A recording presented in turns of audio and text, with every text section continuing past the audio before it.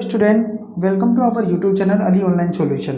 देखिए, हम CBSE basic paper कर रहे हैं जिसमें सैम्पल पेपर फर्स्ट के आपके सेक्शन ए बी सी कर चुके हैं। इसमें हम सेक्शन डी करेंगे, तो आइए देख लेते हैं।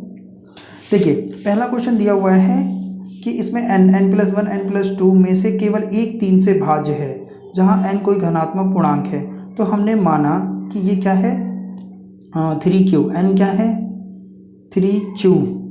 n+1 क्या है, 3q+1। n की जगह दोगे ना तो सिर्फ क्या हो जाएगा, एक ही 3q वाला ही जो है n से भाग होगा, बाकी के नहीं होंगे। कैसे, देखिए, पहली स्थिति nq में n बराबर 3q रखा है, इस स्थिति में 3 से विभाज्य है, लेकिन n+1 n+2 3 से विभाज्य नहीं है। चेक कर लेते हैं।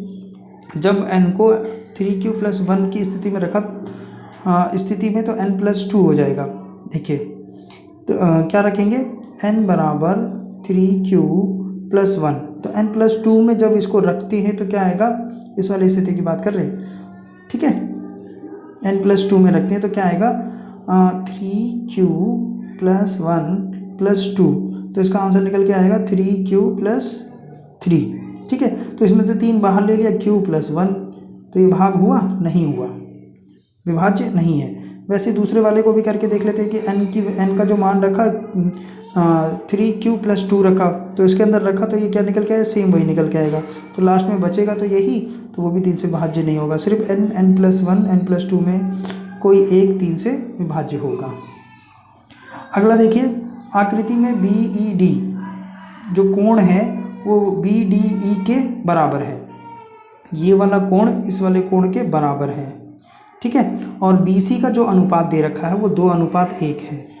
यहाँ पे दिखा दिया हमने कि अनुपात में विभाजित करता है। सिद्ध करना है कि AF फिगर में देखिए, AF गुना BE बराबर होगा 2AD इंटू CF के। थोड़ा सा टिपिकल क्वेश्चन है और फिर भी करने की कोशिश करेंगे। तो जब ये अनुपात में दे रखा है तो इसका मतलब हुआ कि BE बटे में EC बराबर 2:1 हुआ। हमें सिद्ध करना, हम रचना करते हैं CG एक पैरेलल लाइन खींचते हैं, समांतर रेखा खींचते हैं DF के, ठीक है। किसके खींचा, DF के खींचा, और हमें ये सिद्ध करना है और ये हमारे पास दिया हुआ है। चलिए अब आगे चलते हैं। BD = BE होगा, क्यों, क्योंकि सम्मुख भुजा के सम्मुख कोण बराबर होते हैं। किसी त्रिभुज में ये कोण बराबर है इस कोण के, तो इसके सामने वाली भुजा ये हुई, इसके सामने वाली भुजा ये हुई, तो ये हमने लिख दिया। अब हमने एक त्रिभुज लिया CBG में DE जो है समांतर है CG के। देख लीजिए CBG कहाँ है त्रिभुज में, CBG, ध्यान से देखिएगा, CBG उसमें ये त्रिभुज समांतर है। और हमें BPT थ्योरम पढ़ा होगा। BPT थ्योरम में अगर वो समांतर हैं, क्या होता है BPT थ्योरम, थोड़ा सा रिवाइज कर देता हूँ। ये इसको काटती हैं तो इनका जो अनुपात होता है, ये त्रिभुज का जो अनुपात होता है इसके बराबर होता है, ठीक है ना। अनुपात संगत भुजा के बराबर होती है। तो BD बटे में DG बराबर BE बटे में EC हो जाएगा, ठीक है। चलिए मैं थोड़ा सा यहाँ बता देता हूँ, कुछ हो सकता है कन्फ्यूज हो रहे हो। DE तो ये क्या कहलाता है, AB बटे में AD, AC बटे में AE, इस तरह से लिख देते हैं, ठीक है ना, AE।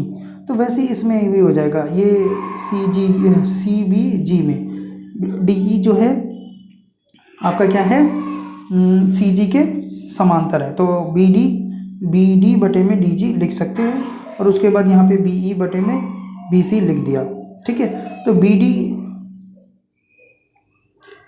बटे में DG क्या आएगा, 2:1, ठीक है। 2:1 में विभाजित करें तो इस दोनों को मल्टीप्लाई कर देंगे, आपके सामने ये निकल के आ जाएगा। और DG को हम किस तरह लिख सकते हैं, हाफ भी लिख सकते हैं, दोनों ही तरीके से इसको लिखा जा सकता है। दूसरा त्रिभुज लिया ADF लिया, ADF, देखिए ADF ये लिया। अब इसमें आप देखेंगे कि CG हमारा समांतर है DF के, CG ये हमारा समांतर है इसके, ठीक है। ये त्रिभुज ले रहे बड़ा का, तो इसमें AG बटे में DG हो जाएगा और AC बटे में CF हो जाएगा, ठीक है। तो उसमें से 1 दोनों तरफ हमने प्लस कर दिया, ताकि AG हमारा क्या है, AG आप देखेंगे तो क्या होगा, AG plus CG, AG plus GD है, AG प्लस DG लिखेंगे तो क्या आ जाएगा हमारे पास, AD आ जाएगा। देखिए A यहाँ है, G यहाँ है, D यहाँ है, इन दोनों को जब प्लस करेंगे तो पूरे को हम क्या ले सकते हैं, ए डी। तो ए डी बटे में जी डी और ए एफ बटे में सी एफ। ठीक है, अब इसकी आप क्या करेंगे, क्रॉस मल्टीप्लाई कर देंगे, आपस में गुना कर देंगे, तो हमारे पास ये आ जाएगा A F Guna G D और ए डी बटे गुना सी एफ। अब ए एफ डी जी का क्या मान है, यहाँ से रख दीजिए half B E A D into C F, और इस दो को इधर लाइए, आपके सामने ये प्रूफ हो गया। ठीक है, थोड़ा टिपिकल क्वेश्चन था, थोड़ा ध्यान देंगे तभी समझ में आएगा। क्वेश्चन नंबर 25वां देखिए, sec theta minus tan theta बराबर एक्स है, तो सिद्ध कीजिए सेक थीटा प्लस में टेन थीटा तथा कॉस व साइन थीटा का मान भी ज्ञात कीजिए। ठीक है, यहाँ पे ये थोड़ा सा वो दे रखा है कि यहाँ पर इसका भी मान दिया हुआ है, सेक प्लस में 1 sec plus theta is equal to x दिया हुआ है, तभी तो ये निकलेगा। दोनों समीकरणों को रख देंगे और इसको प्लस कर देंगे, तो ये टेन थीटा से टेन थीटा माइनस हो जाएगा, 2 सेक थीटा, और इसको जब प्लस करोगे तो ये इस तरह से आ जाएगा। ठीक है, अब इसका जो 2 था उसको इधर ले गए, तो ये इधर आ गया इस तरीके से। ठीक है, यहाँ पर क्या किया, एलसीएम ले लिया, एक्स 1/x का एलसीएम लेंगे तो एक्स स्क्वायर प्लस 1/x, और उसका 2 इधर आ गया, देख रहे हैं इधर आ गया। तो 1/sec को क्या लिख सकते हैं, कॉस। ठीक है, और कॉस को जब 1/cos निकाला है, तो कॉस को करने के लिए क्या करेंगे, इसको पलट देंगे, पलटने के बाद क्या होगा, ये नीचे वाला टर्म ऊपर चला जाएगा, तो ऊपर आने के बाद क्या आया, 2x बटे में एक्स स्क्वायर प्लस 1। ठीक है, ये हमारा आ गया cos x। ये सिद्ध करना यहाँ पे आना चाहिए था, इसके बाद आएगा, ध्यान देना, ये दिया हुआ है दोनों चीज़। देखिए नेक्स्ट इज, जब हमारे पास cos आ गया तो हम साइन निकाल सकते हैं, क्यों, देखिए साइन स्क्वायर थीटा प्लस में cos square theta is equal to क्या होता है, 1।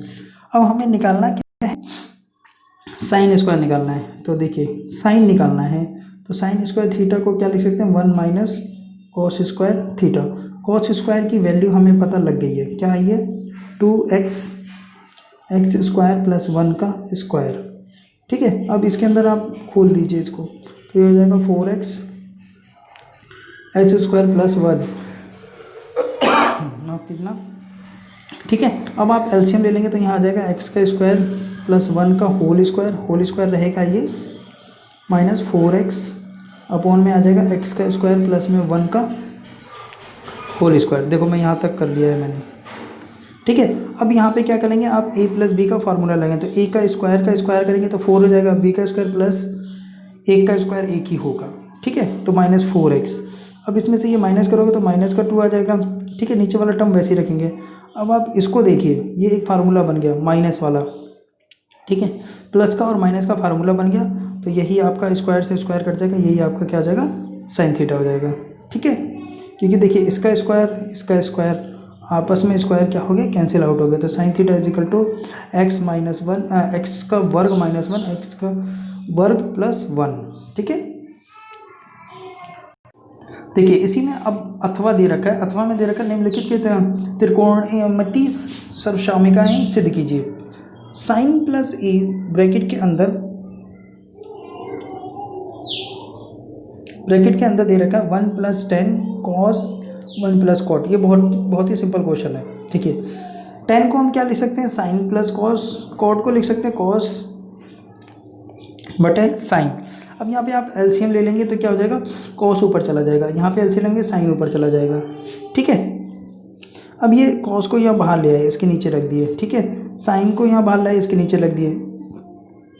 ये देखिए दोनों समान है, इन दोनों को हमने क्या किया, कॉमन लेके बाहर रख दिया, तो अंदर क्या बचेगा, साइन बटे कॉस, और यहाँ बचेगा कॉस बटे साइन। अब क्या करेंगे, इन दोनों का आपने एलसीएम ले लिया, एलसीएम लेके क्या हो जाएगा, sine square plus cos square, sine square plus cos square is equal to क्या होता है, 1। ठीक है, तो ये 1 बचा, नीचे का ये टर्म ये ऊपर का बचा, और नीचे का ये वाला नीचे उतार लिया। अब इन दोनों को क्या करेंगे, अलग अलग कर लेंगे। किस तरीके से, sign A plus cos A, तो नीचे वाला क्या बचा, कॉस ए साइन ए, तो दोनों को अलग करना है, तो क्या करेंगे, साइन ए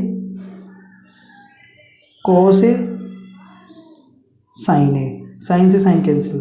ठीक है, ये कॉस ए और यहाँ कॉस ए साइन ए, ठीक है, तो कॉस से कॉस कट गया, बचा क्या 1/cos A plus 1/sin A। ठीक है, 1/cos को क्या हम लिख सकते हैं sec A और 1/sin को cosec A। यही हमें फिक्स करना था। ठीक है, बहुत ही सिंपल क्वेश्चन था ये। देखिए अगला क्वेश्चन तो बहुत ही ज़्यादा, ये ऐसे क्वेश्चन तो बहुत ही ज़्यादा सिंपल होते हैं। आपको सिर्फ और सिर्फ क्या याद करना होता है, इसके सूत्र याद करने होते हैं। मैंने पिछले वाले सैम्पल पेपर का सेक्शन था उसमें भी यही बोला, आप फार्मूले ज़रूर याद करके जाएं। ठीक है, अभी आपका जो टाइम है इसमें आप फार्मूले लिख लीजिए। ठीक है, एक कॉपी में लिख लीजिए ताकि पेपर देने से पहले उनको एक बार देख सकें और अच्छे से आपके समझ में आ जाए। चलिए, निम्नलिखित बारंबारता बंटन के बहुलक का 65 है। बहुलक इसमें दे दिया 65, तो जाहिर सी बात है बहुलक दे दिया तो बहुलक वाला ही फार्मूला लगेगा। सभी बारंबारता का योग कितना है 70 है, और योग भी दे दिया 70 है। x प्लस वाई का मान ज्ञात कीजिए। आपके सामने तालिका दी हुई, उस तालिका को वर्ग अंतराल में और f का मान लिख लेंगे। हमें दिया हुआ है बहुलक 65 है, तो ये वाला ही f1 हो जाएगा और उसके ऊपर f0 और नीचे वाला f2। ठीक है, और इनका जो योग दिया हुआ है इसको प्लस कर देंगे 54 आएगा, और x plus Y is equal to 70 दिया हुआ है हमारे पास, तो इसमें से आप घटा देंगे तो कितना आ जाएगा, x प्लस वाई का मान आ जाएगा 16। चलिए आगे देख लेते हैं। इसमें बहुलक 65 दिया हुआ है, बहुलक का वर्ग क्या है 60 माइनस 80, और ये बहुलक का क्या होता है सूत्र होता है l plus f1 minus f0 two f1 minus f0 minus f2 into h।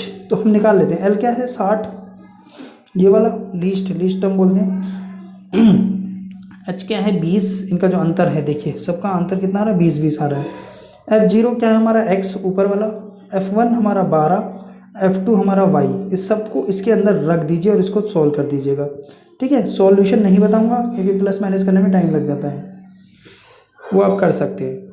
समांतर श्रेणी, देखिए समांतर श्रेणी 8, 10, 12 को 60वां पद ज्ञात कीजिए यदि उसमें कुल 60 पद हैं, तो इस श्रेणी के अंतिम 10 पदों का योग भी बताइए। देखिए कुल कितना बताया 60।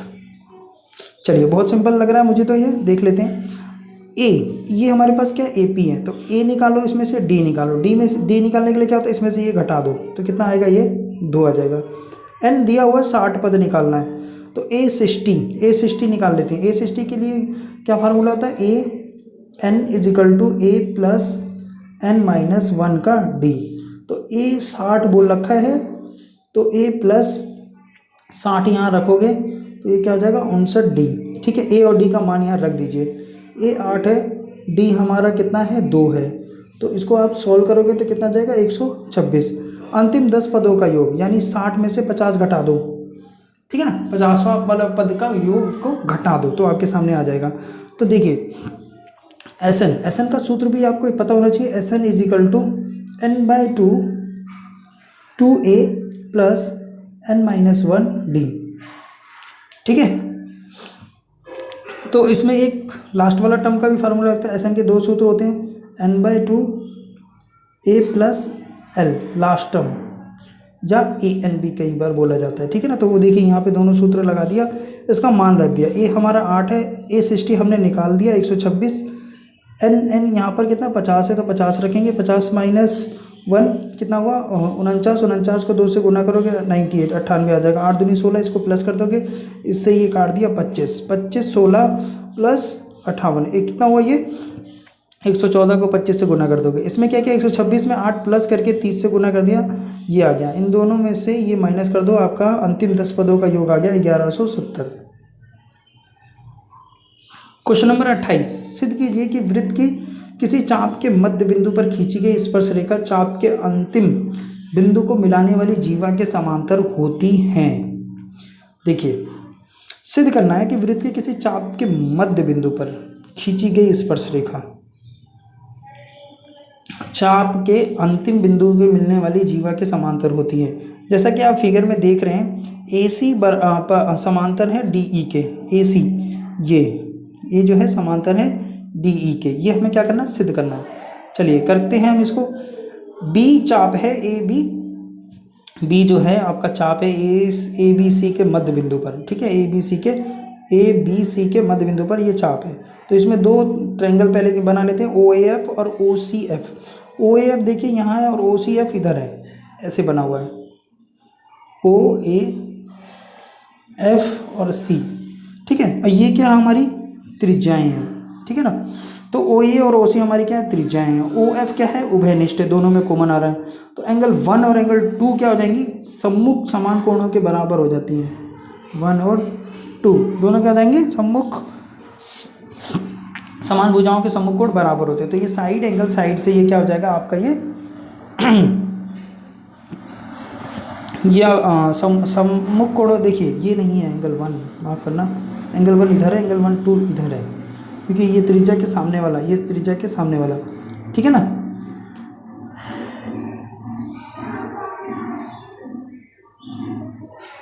चलिए ये दोनों क्या हो गए, साइड एंगल, साइड से क्या हो गए आपके इक्वल हो गए। जब ये इक्वल हो गए तो ए ओ एफ और सी ओ एफ 90 डिग्री, समान भुजाओं के सम्मुख कोण ये 90 डिग्री का है, ठीक है ना। ये दोनों बराबर हैं, तभी तो इसके सामने वाली ये 1 और 2 इक्वल है। उसके बाद क्या है, ए ओ एफ और बी डी ओ 90 डिग्री है। वृत्त की स्पर्श रेखा स्पर्श बिंदु से जाने वाली त्रिज्या के लंब होती है। स्पर्श रेखा से जाने वाली इस पर क्या होती है, लंब होती है। तो ये भी 90 डिग्री का हो गया। जब ये 90 डिग्री का हो गया तो हम बोल सकते हैं कि ये एंगल, देखिए जैसे ये समांतर है, तो अब हमारा क्या है, ये एंगल और ये एंगल क्या है, बराबर है। संगत कोण क्या हुए, बराबर हुए। जब संगत कोण बराबर हैं तो हम बोल सकते हैं कि ये रेखा इस रेखा के क्या है, समांतर है, ठीक है। ये आपका एंगल यही है 1 और 2। चलिए आगे देख लेते हैं। इसमें अथवा का एक क्वेश्चन दिया है, एक त्रिभुज एबीसी की रचना कीजिए जिसमें ए बी 6 सेंटीमीटर है और जिसका कोण 30 डिग्री और बी आपका 60 डिग्री। एक अन्य त्रिभुज A B dash C dash की रचना कीजिए जो त्रिभुज एबीसी के समरूप हो और उसका आधार ए बी डैश सेंटीमीटर हो। तो देखिए रचना आपको बहुत सिंपल है, ये वाला क्वेश्चन कभी नहीं छोड़ना चाहिए, रचना बनानी होती है। तो सबसे पहले हम क्या लेते हैं, ए बी ले लेते हैं 6 सेंटीमीटर की। फिर हम क्या लेते हैं, ए सी नहीं 30 डिग्री का एक कोण बनाते हैं, ठीक है ना। 30 डिग्री का एक कोण बनाते हैं और इसको मिला देते हैं। और हमें बोल रखा है कि बी पर 60 डिग्री का है, तो 60 डिग्री का एक कोण बनाएंगे, ठीक है। एक चाप लगाकर इधर ऐसे मिला देंगे, तो ये हमारे पास क्या आ जाएगा, सी। एक अन्य इसके नीचे की ओर बनाया जाता है जिसमें एक चाप लगा दिया हमने, ठीक है। बराबर बराबर चाप लगते हैं कि मेरे पास अभी कंपास नहीं है हाथ में, तो इसको इस तरह से ऐसे मिलाइए। अन्य कोण इसने बोला, एक अन्य त्रिभुज बनाइए, तो इसको और आगे बढ़ाएंगे जहाँ पे बी डैश होगा, ठीक है। इसको एक और बराबर ही चाप लगाकर इसको आगे बढ़ाएंगे और यहाँ पर इसको आगे मिला देंगे, ठीक है। ये आपका सी डैश हो जाएगा और इसकी रचनाएं आप लिख देंगे, ठीक है। जो जो हम करते हैं वो रचनाएं हम लिखते चले जाते हैं। देखिए क्वेश्चन नंबर 29 है, पृथ्वी के एक बिंदु ए से वायुयान का उन्नयन कोण। देखिए उन्नयन मतलब क्या होता है, ऊपर की ओर देखना। अवनमन मतलब क्या होता है, ऊपर से नीचे की ओर देखना। कितना है हमारा, 60 डिग्री है, ठीक है। 60 डिग्री है। 15 सेकंड की उड़ान के पश्चात वायुयान का उन्नयन कोण 30 हो जाता है। पहले 60 था, अब क्या हो गया, 30 हो गया। यानी देखिए ये यहाँ था, यहाँ से यहाँ पहुँच गया, ठीक है। तो पहले 60 था, अब क्या हो गया, 30 हो गया। ये 30 है अंदर वाला, और ये पूरा बड़ा क्या हो गया, 60 हो गया, ठीक है। यदि वायुयान पृथ्वी से इतना 1500 वर्गमूल 3 मीटर की समान ऊंचाई पर उड़ रहा है तो वायुयान की गति किलोमीटर प्रति घंटे की दर से ज्ञात कीजिए। चलिए ज्ञात करते हैं, कोशिश करते हैं इसको। ये दे रखा है इसको ऊंचाई 1503, यहाँ क्या है, x माना हमने कि ए एल जो हमारा x सेंटीमीटर है, बी एल बराबर सी एम कितना, बी एल जो है बराबर है सी एम के इतना। तो त्रिभुज ए बी एल में देख रहे हैं, बी एल क्या है, ये है लंब और ये है हमारा आधार। लंब बटे में आधार क्या होता है, 60 डिग्री होता है। 60 डिग्री का मान क्या होता है, √3।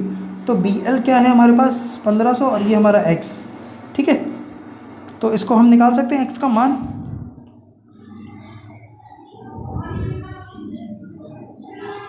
जी बिल्कुल, देखिए कैसे निकाला, √3 मैं करके दिखा देता हूँ। 1500 √3 x को इधर लाइए तो ये हो जाएगा 1500 √3, ये √3 नीचे आया तो ये इससे कट गया, बचा क्या, x का मान 1500। अब हमने त्रिभुज लिया AMC। अब आप देखिए AMC कहाँ है, AMC ये वाला। तो ये क्या हो जाएगा, ये भी लंब बटे में आधार लेंगे, तो लंब क्या है हमारा CM और AL प्लस LM जो हमारा आधार है। तो ये 1030 और 1030 का जो मान होता है 1/√3 होता है। आप देखिए पेपर में आपको 10 और 1060 और 1030 का ही मान का ज़्यादा आता है, तो इन दोनों की वैल्यू आप याद कर लीजिए अच्छे से। 1060 √3 और 1030 1/√3, ठीक है। अब CM का मान रख दीजिए, AL का मान रख दीजिए और LM को LM रहने दीजिए क्योंकि LM हमें पता नहीं है, ठीक है। अब इसका आर पार गुणा करेंगे, ठीक है। तो ये इधर जाएगा तो कितना हो जाएगा 1500 गुना 3 और ये हमारा इधर आएगा तो ये हो जाएगा 1500 LM हमारे पास निकल के आ जाएगा 15, इसको गुना करोगे 4500 माइनस 1500 3000 हो गया। अब चाल का फार्मूला क्या होता है, दूरी बटे में समय। तो दूरी कितनी हुई हमारी 3000, समय कितना लगा 15 सेकेंड। इसको इससे मल्टीप्लाई कर दीजिए 200 मीटर प्रति सेकेंड, ठीक है। किलोमीटर घंटे की रफ्तार भी उसको निकाल सकते हैं या फिर उसमें रहने दीजिए। तीसरा क्वेश्चन है, आकृति दी हुई है PQRS एक वर्गाकार लॉन है। देख रहे हैं आप PQRS एक वर्ग है जिसमें PQ 42 है, PQ हमारे पास दे दिया 42 है मीटर है।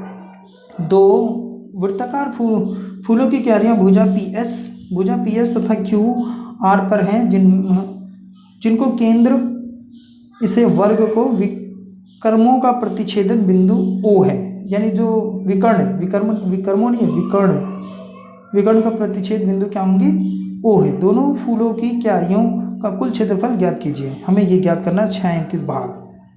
चलिए देख लेते हैं, हमें ये दिया हुआ है और PS बराबर QS होगा क्योंकि ये पूरा क्या है हमारा वर्ग है।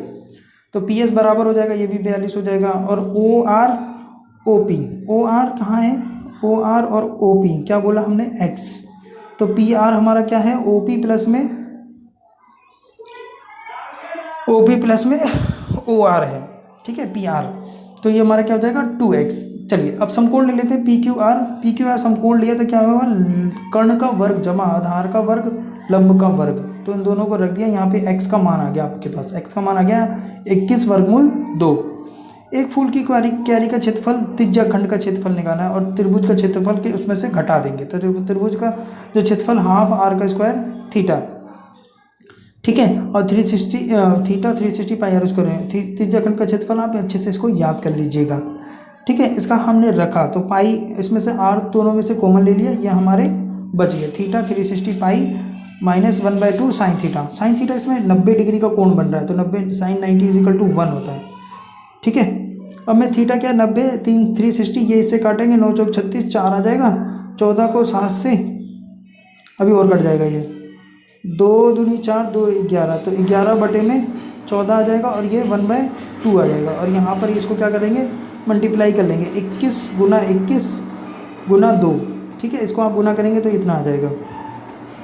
अब 11 इसे एलसीएम लेंगे 14 11 में से 7 गया 4, ठीक है। तो ये आपके पास आंसर आ जाएगा। दोनों फूलों को क्यारियों को निकालना है तो 2 से उसको गुना कर दिया 504 मीटर स्क्वायर। अथवा इसमें एक क्वेश्चन दे रखा था, एक ठोस धातु के बेलन के दोनों किनारों से उसी व्यास के अर्धगोले के रूप में धातु निकाली गई। बेलन की ऊंचाई 10 सेंटीमीटर और उसके आधार की त्रिज्या 4.2 सेंटीमीटर है। शेष बेलन को पिघलाकर 1.4 सेंटीमीटर मोटी बेलनाकार तार बनाई गई। तार की लंबाई ज्ञात कीजिए।